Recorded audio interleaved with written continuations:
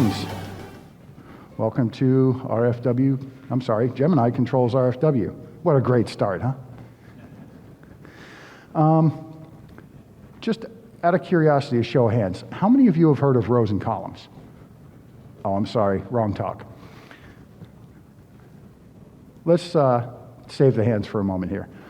First question, who in the world am I? Well, my name is Scott Stoll. I do a lot of things you don't care about, so I'm not going to waste your time. However, there is one thing that's actually, it's very serious. I try to not dwell on it too much, but it's something that's very important and near and dear to my heart, and that is big black and older dogs. They get dumped in the shelters, and they don't know why it's happening. They don't know where their people went. Where's my family? Why am I here? I don't understand. I want to go home. Okay, they can't reach their itches to scratch. Nobody's spending time with them. They're lonely. They're depressed. You walk past them in the shelter, they don't get up. It's not because they don't play. It's because they've given up. All right? They need you more than ever. And the problem is, being older, they almost never get adopted, and they're left there to die in the cage. They deserve better. So, please, go adopt one, go adopt two, whatever. Yeah, it makes me angry. So I try to do what I can.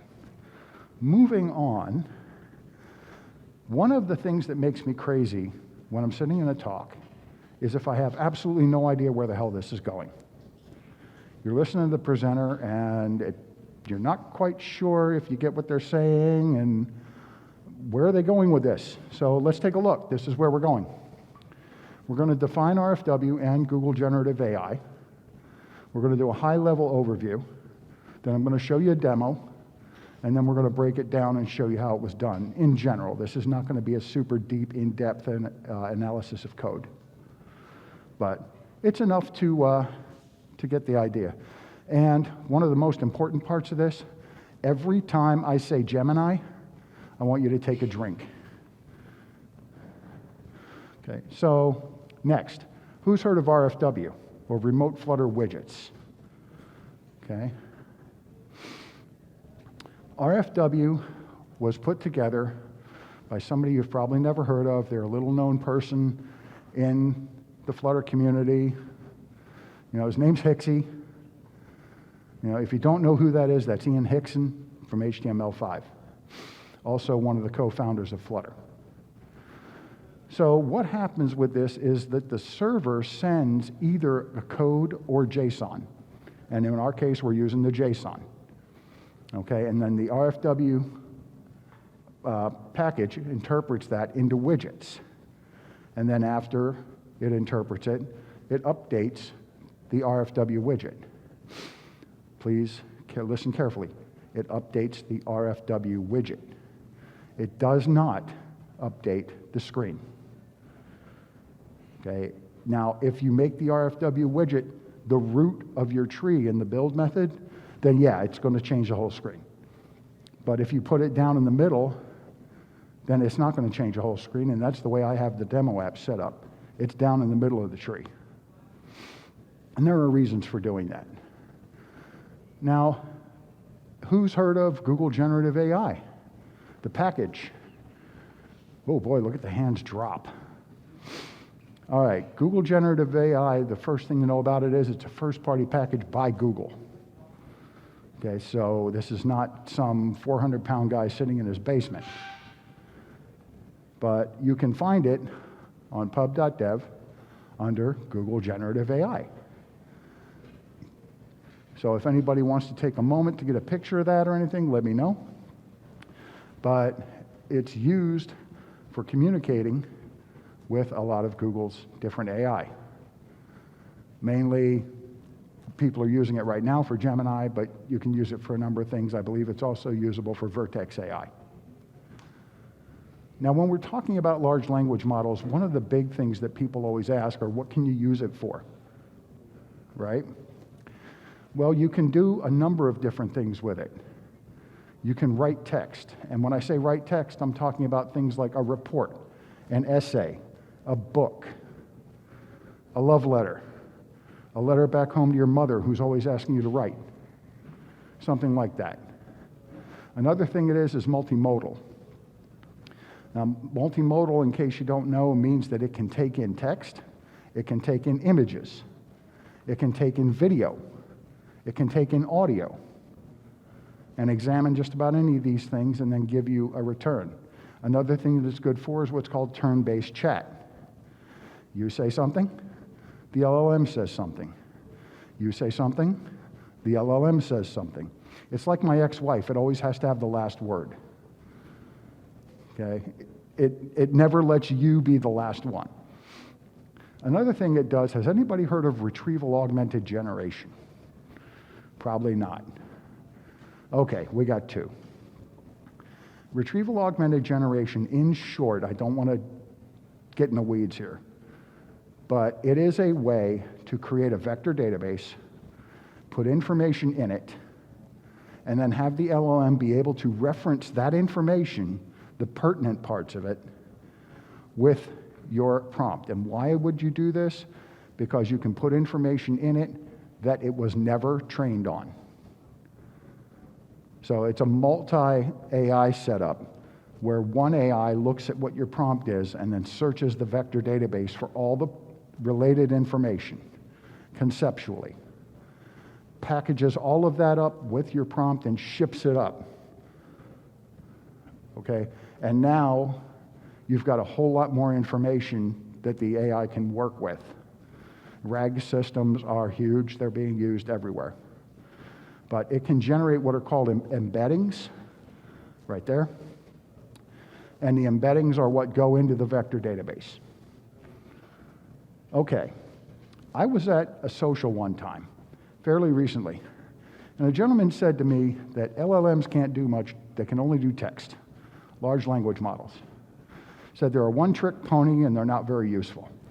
And I looked at him and I said, Ted, I have an argument against that. And he knew I was being friendly. So he's like, okay, what? I said, LLMs can generate, wait for it, JSON. He immediately backed up and put his hands up and surrendered. Name me something you cannot do on the net with JSON.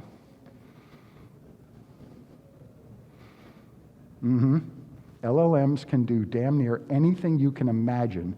You just need to use JSON APIs. Okay, all the MIME types, everything. So, okay, suddenly this might be useful, right? And this isn't even the type of AI that is used for images or videos or things like that. This is just text generation.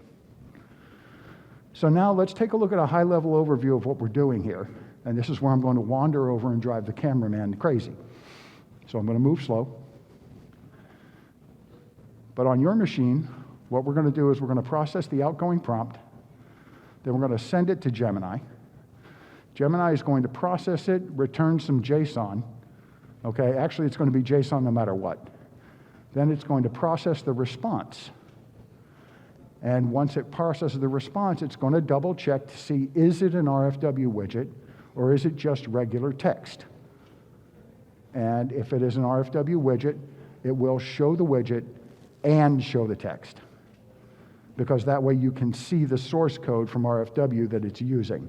Because if it does something weird, you might need to scroll down through that source code and figure out why is it weird. So, and of course, if it's only text, then it only shows the text, and that will come in handy in just a bit. One of the things that I want to mention is that live demos are inherently dangerous. Okay, anything can go wrong. Anything usually does go wrong. It doesn't matter that I've been practicing with it for 3 weeks. I tried it up in the speaker room and it went sideways. So I tweaked it and made sure that it was going to work in the speaker room, which means, of course, it's not going to work here. But in order to get a live demo to go off smoothly, there has to be meticulous preparation. Okay, you've really got to have it all in one sock. And what we need is a sacrifice to the live coding gods. So let's take a look here at the demo. Dogs, go figure. Actually, well, that's all right. We'll just leave that up. Now, the way that I'm doing this is I am actually dictating, if I can find my cursor. Aha. Okay, I can see it here, but I can't see it there. What in the world is going on? Ah, there it is. What I'm doing is I'm dictating into that box, and I'm going to tell it what I want. Okay? And then I'm just going to hit enter, and it's going to send that up to Gemini, and it's going to do its thing. Now, yes, of course I rehearsed this. You don't throw a large language model something and cross your fingers that it's going to go right. So this should work. What's the word that I hate most in the entire world? Should. The word should and I have a very long and acrimonious relationship. All right, let's give it a shot here.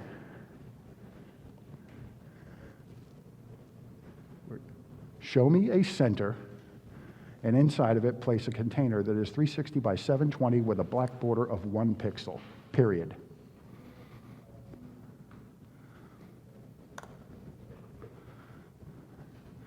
Now, one thing to be aware of, you will see some code over here, and there it is. Container 360 720, it's using a decoration. Couple different things that you see here that are unusual. We'll go over a few of them in due time when we get to those parts. But the main thing I want you to know right now is if this flashes and comes right back, it means we've been throttled. Okay, and I'm going to have to do it again. So you are prepared for that. Next. So I'm going to be copying this stuff so I don't have to dictate it twice. Inside of this container, place a scaffold with a purple app bar. Do not make the background color of the app bar purple. Just leave it as it is, period. In the title of the app bar, place a center, and inside of that center, place a white text that says, "Hello, Flutter," period. Capitalize the H in hello and the F in Flutter and put an exclamation point on the end, period. Control A, copy, just in case we get throttled. So keep in mind, it's doing some work on the other end. If you know anything about LLMs, the entire prompt with all the extra stuff packaged up into it is about 15,000 tokens. Most LLMs can't handle that much. Okay, so as you see right here, it did not do it. Aha, it did do it. This is why we can examine the code. Text, hello, Flutter style, it made it white. It is white text, and it is a white app bar. Uh-oh. You accidentally made the app bar background color white, period. Make it purple, period. So hard to find good help these days.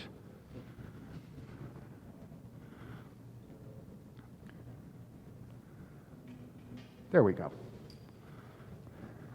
Now this is where it gets really, really tricky. Need my cursor over here.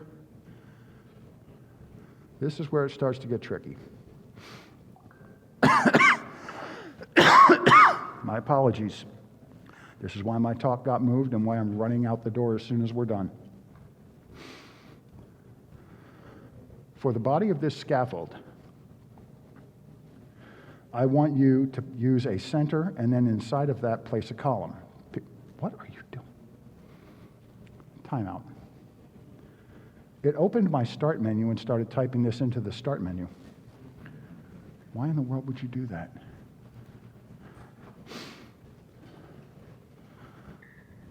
For the body of this scaffold, I want you to use a center, and inside of that, place a column, period. There we go.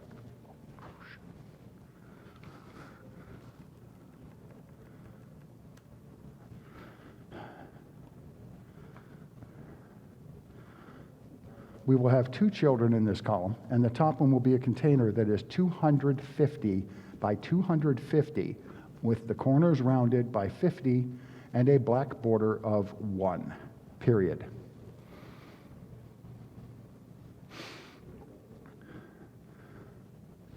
Give that container a drop shadow, and in its decoration, place a decoration image that is the first test image, period. Do not use a child to place the image. It will break, period. You need to use the decoration image, period.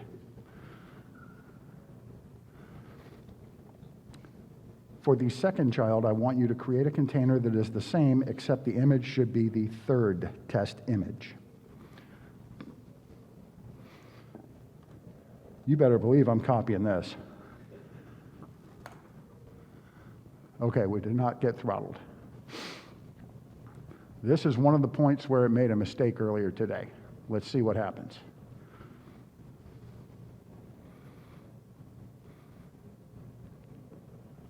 It used a child. That is not correct, period. You used a child for the images, period.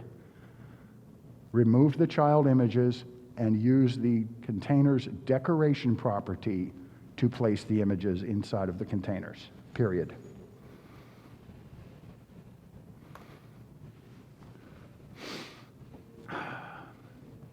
So hard to find. And this normally works perfectly at home. Of course it does.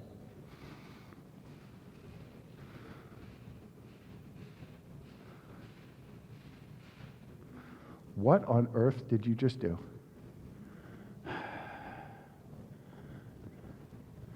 That is not correct. Go back 1 version and show me what you had then, period.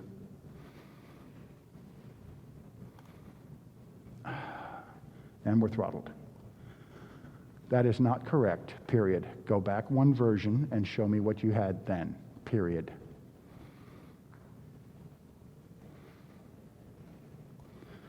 Now, if we're still throttled, then I will go over some other stuff with slides, and then we'll continue in just a bit.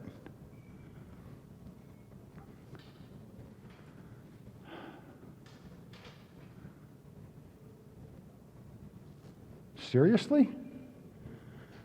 Oh my.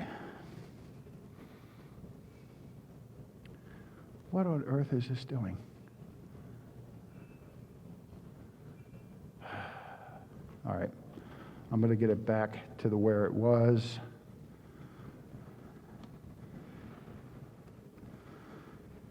It figures that it would do this during the demo, right?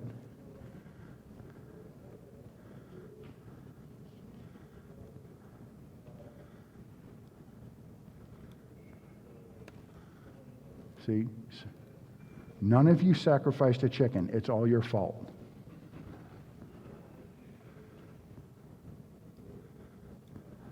We're going to get throttled at some point because I'm going way too fast with this. Yep, there it is. 3, 2, 1. All right. Let's switch over to the slides for a moment.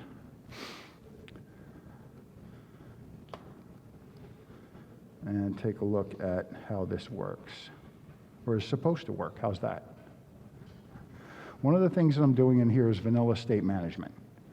Okay, what in the world is vanilla state management? It's a little trick that Simon taught me a long time ago, Simon Lightfoot. What you do, essentially, and I'm going to talk fast because I want to try and get back to the demo. Essentially what's going on is it's just a getter. And what you do is you go into app state and you declare a private of variable. And you just call it of out of convention, right? This is in app state, and it's a late variable, so you initialize it, of course, in init state, and then you go into the app class, not app state, And for readability, you create your state here, which is context find ancestor state of type. It's looking for the app state. So it's going to go down through the whole tree and find the app state.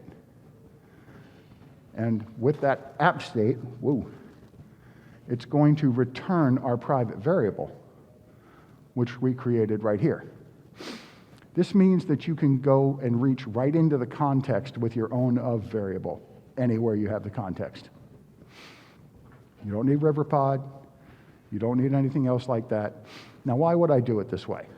Because I'm only tracking 2 variables. I'm not going to set up block for 2 variables, right? Seems a little excessive. Okay. So in the higher level overview, what we're doing right now is we're preparing the outgoing prompt. The outgoing prompt has a lot in it. The first thing that it has is the intro blurb. What do I mean by an intro blurb? Well, we have to explain to the LLM what's going on and what we expect of it. Okay? First thing is, it's a game. LLMs are really good at playing games. So we tell it, we're going to have a game. It's going to start with 100 points, and if you get down to 0, you lose. Another thing that LLMs seem to somehow be really good with is penalties, is negative consequences. If you tell it, if you do X, you will be embarrassed, it won't do X. If you tell it, don't do X, it will. Because what happens is, when you're doing negative prompting, it has been found that what you're doing is you're telling the LLM that the negative thing is possible. Don't give it ideas about what you don't want it to do. Tell it that it will have bad consequences if you do not do what you want. So what are some of the consequences? Well, speaking when a widget was asked for, because it is able to speak with just text. Okay?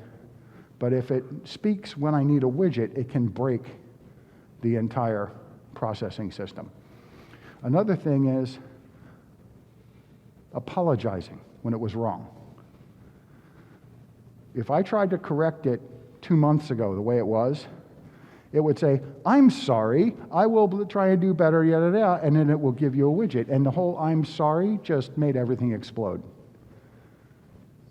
So now it's not allowed to apologize. The next thing that we need are widget examples. Now these are called shots in a lot of places. Anybody know what shots are? Wilhelm, you're lying. Shots, not those shots. Shots are examples. So if you want it to have a text widget, then you show the text widget with a string in it, yada yada, and then you show a different text widget with a different string in it, and now it's got 2 examples. It's called multi-shot.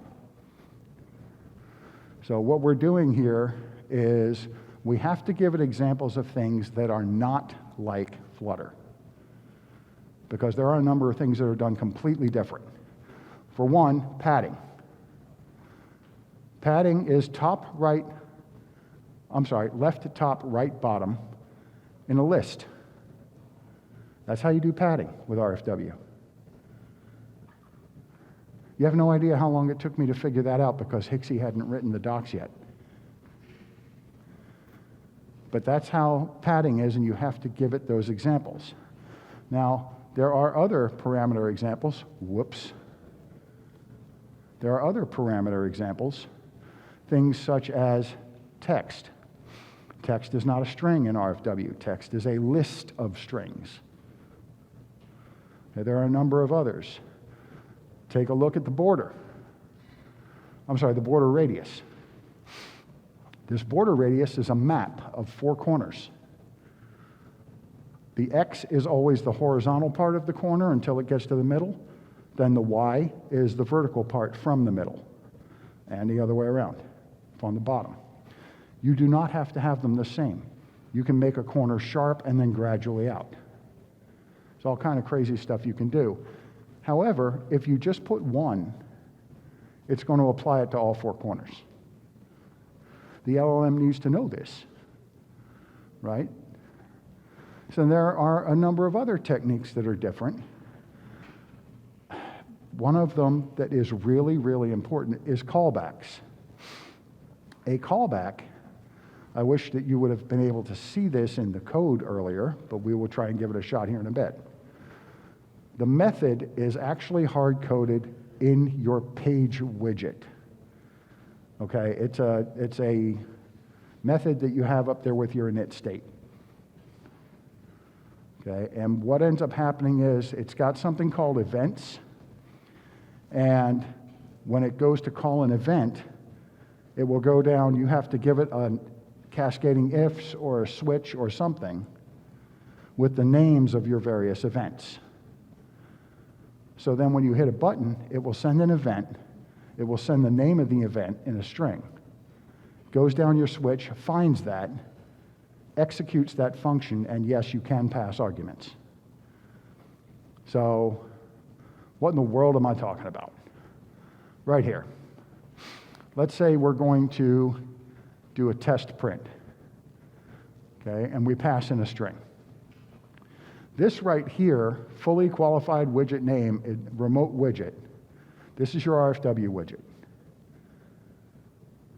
Okay, so what ends up happening here, if it gets an event on event, if name equals test print, then test print and pass the value. Now, this is a map.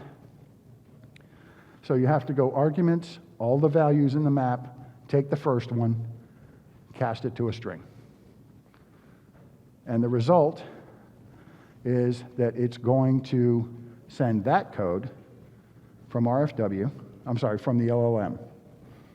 And this is what's actually going to create the widget on your screen, and when you tap it, this event sends that name, test print, the arguments, hey Fluttercon.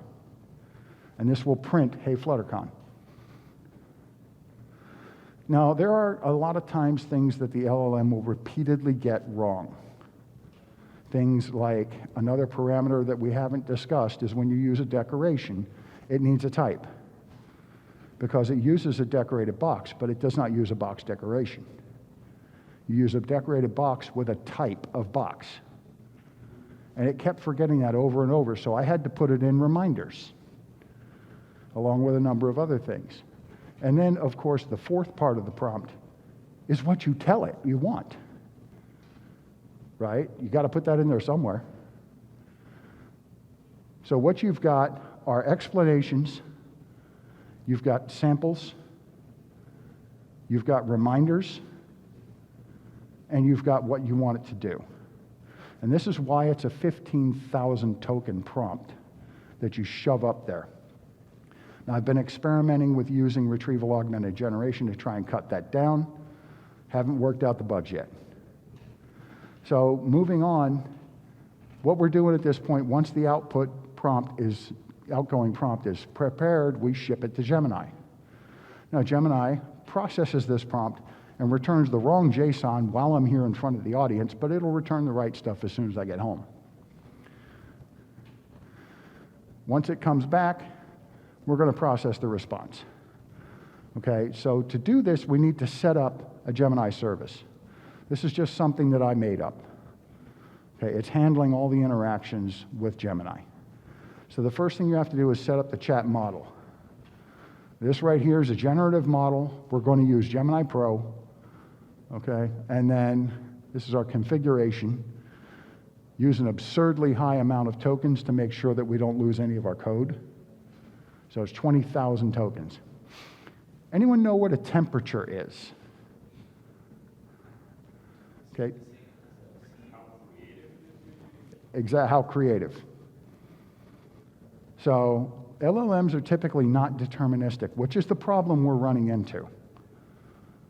Like I said, if you give them input A, you get output B.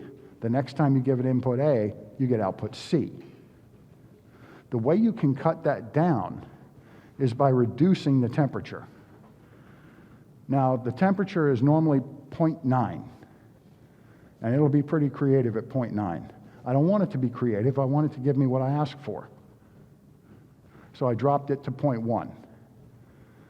All right, so also inside the Gemini service, we're looking at methods for sending messages, and we're also looking at methods for handling the response. So let's take a look at the moment. For sending, what does it do? When it sends, it has to put it has to put what you said in the history so that it has that history to refer to later. Then it has to send the response up, and actually the send method is what gets the return back and then ships it to process what is down here, the processing response. So again, what does the response do? Well, it updates the history, because now we have to take what the LLM sent back and put it into the history. And if you all are thirsty, fine. I'll say we take what Gemini sent back and put it into the history. Now everybody take a drink. There is, inside of the return, is something called a context object. The context has a list of items in it that are called parts, and a text part is one type. So what you do with this is you pull the text part, a part, and you pull the text out of it. This is almost sounding like the Flex widget, right, Andrew? Pull the text part, a part, and pull the text out. Say that 25 times fast. Say anything 25 times fast. So the first question is, once it has the text, is it a widget? Okay, that's what we're checking right here. Is it a widget? If yes, what we're going to do, again, is we're going to show it and show the text. If it's not, then we're only going to show the text. Well, how in the world are we supposed to know if it's a widget? Right? RFW EXE, of course. I'm sorry, EXEC. RFW, what? What? It's a made-up term. It's something I needed to put in the prompt as the very first word that comes back that is so nonsensical, it would never come up in normal conversation. So I created that goofy term. It just stands for RFW execute. And the receiving method takes the string from the text and says, does it begin with RFW EXEC? If yes, ship it to the function that handles changing the widget. If not, just put up the text, right? So if yes, send for processing. If no, display the text. See, I'm ahead of my slides, head of the class. So processing the RFW response, as I said, RFW EXEC, and then we strip that out. Then the next thing we do is we have to check for one of those things that even the reminders can't stop. Every single time I do this, it uses backticks for code. I've told it 1,000 times not to. I've told it loses the game instantly if it uses them. Nothing stops this. Absolutely nothing. So what I do is I check for them and I strip them out, which is almost every single time. Then we're going to use an RFW string. Yes, I know, Hungarian notation, I don't care. It's an RFW string.value, which is we're going to have, because this is only the third thing in the whole app that needs to be tracked. And it's being tracked by a valued listenable builder. So when this gets updated, this is the string that is the RFW widget itself, and it triggers the update. Okay, I see a little confusion. What's the questions? Anybody? Okay, well, before we get back to the demo, I just want to say one thing. I did make a promise that somebody would get a mention in the credits, so please give a big round of applause for Ralph the Rubber Chicken. And with that, let's get back to what we were doing over here. Okay, let's get rid of Ralph. No? Don't get rid of Ralph? I can leave Ralph. Yeah, but I shouldn't leave Ralph. Excuse me with my 115 tabs. Okay. Here, let's try this again.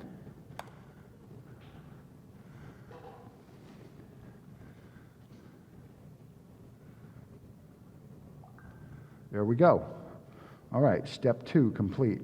Now, what I am afraid of right now is by copying and pasting this, I run into being throttled much faster. So as I said, if this thing flashes, we know we're in trouble for at least a little bit. Do it. 5, 4, 3, 2, 1. Really?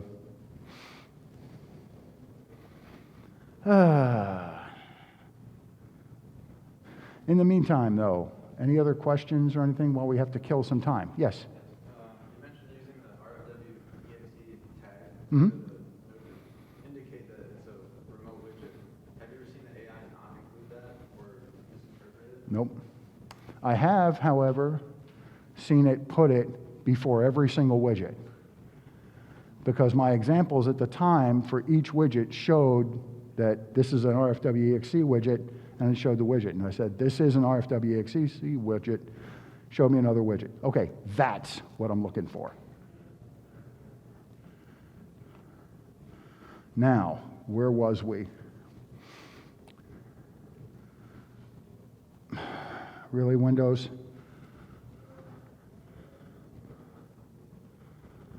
Okay, the escape key is supposed to work. Where were we? Oh. Yeah. Set the column's main axis alignment to space around. Period.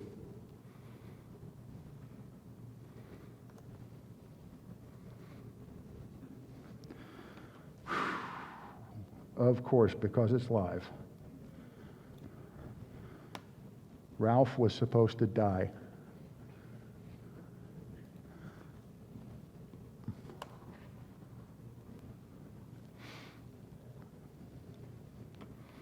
We have 2 more once this is done.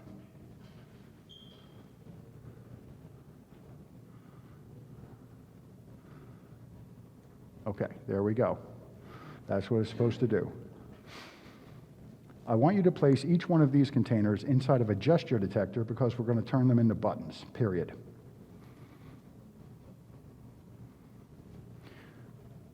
For the events on each, I want you to use these events, :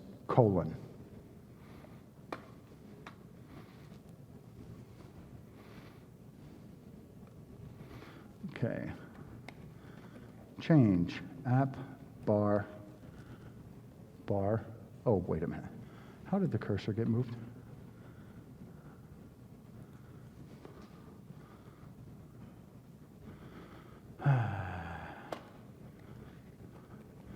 Change app bar text and change app bar color.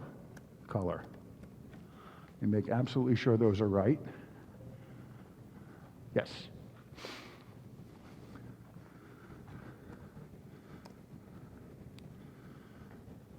Neither takes any arguments, period.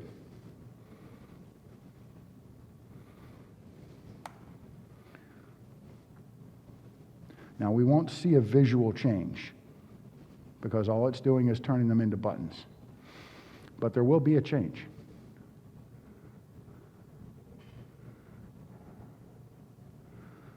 Now, you notice it says, hey, Flutter, we can change this app bar in the top one.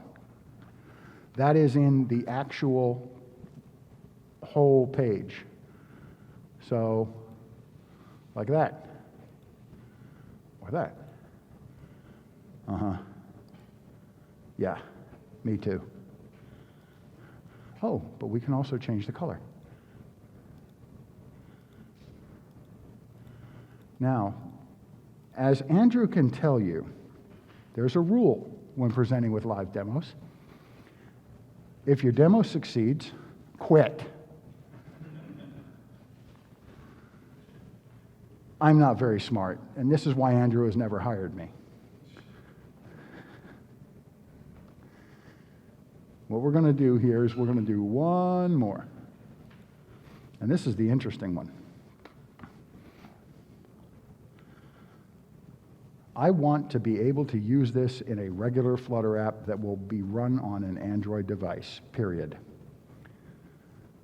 To do that, I need you to give me all of this code in a format that can be used by a regular Flutter application, period. Remember that the rules are going to be different, period. Text has to be done in a different way, as do colors, comma, borders, comma, padding, comma, and corner radii, period. Yeah, I see it. I have no idea what it thinks that is. That's a comment there? It's hard for me to see. No, yeah. Okay, colors, borders. It's llama adding. It always does adding. I don't know why it can't handle that.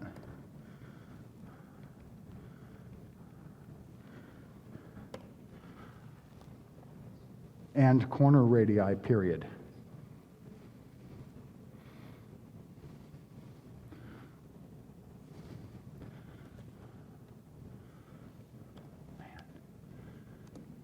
It's always in that section that it can't handle it.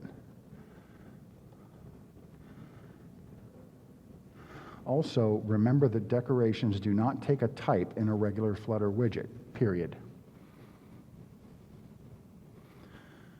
Name the widget experiment, period. For the love that is good in all the universe, please get the name right, period.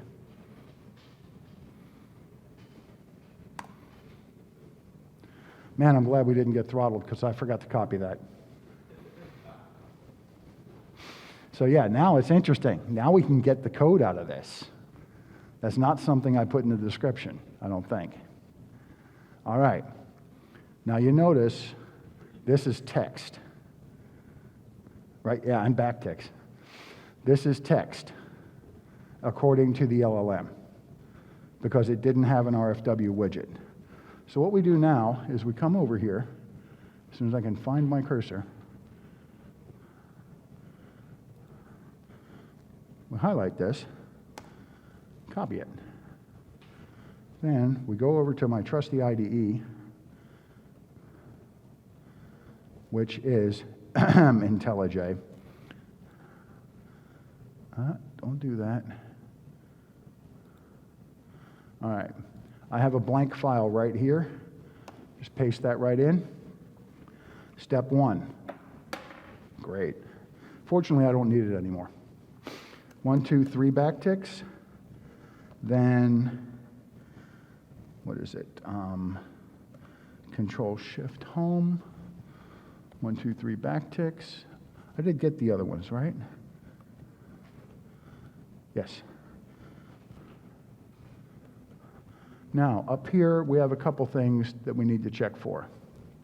First of all is my cursor. Come on.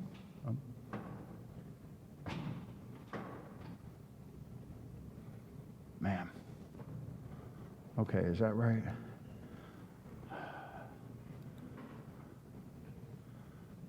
I didn't count on this being slanted.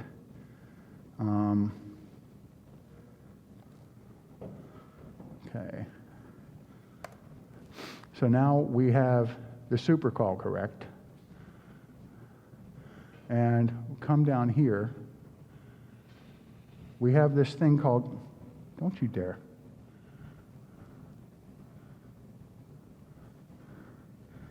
It is giving me a different error. Well, what this is, if I can hold it on it properly, is we're supposed to be getting rid of const, or we're supposed to be adding const, which would have been a really good joke considering what's been going on Twitter recently. If you haven't noticed it, there's a big brouhaha over whether we should get rid of the const lint rule. Anyway, we're going to pretend that we got rid of the linter error there with const. Now, Simon Lightfoot would be very unhappy with this. He's constantly on me about formatting the code. So sometimes I'll leave it unformatted just to make his hair itch. One other thing that I need to do now is I need to go over here into the app, because in the app I have this set to the home right now, and we'll change the home to experiment. And with that,